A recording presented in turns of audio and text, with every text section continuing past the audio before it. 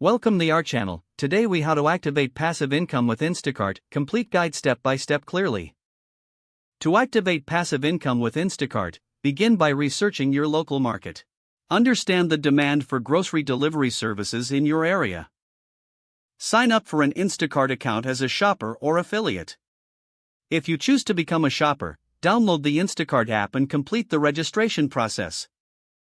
Provide the necessary personal information, including your address and banking details.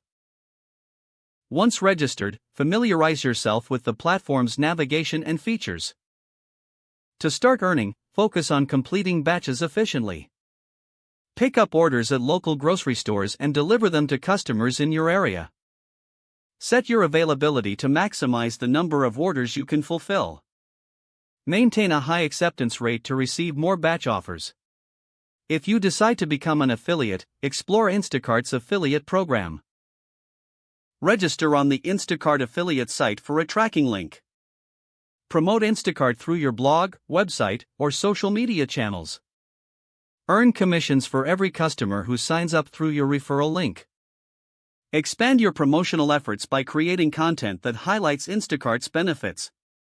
Consider offering discounts or deals for first-time users through your platform.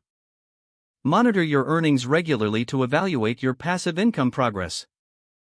Optimize your strategies based on what generates the most referrals or completed batches.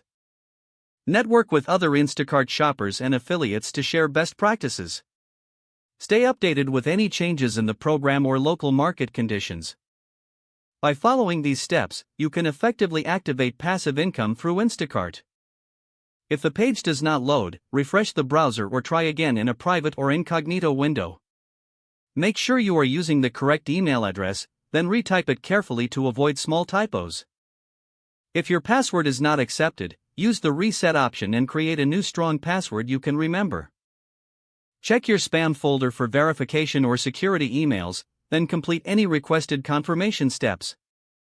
Enable two-factor authentication if available to improve account security and reduce unauthorized access risk. After signing in, review your profile details so your contact information and settings are accurate and current.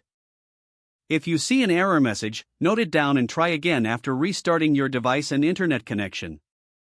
Don't forget to like this video and subscribe to our channel for more step-by-step tech guides.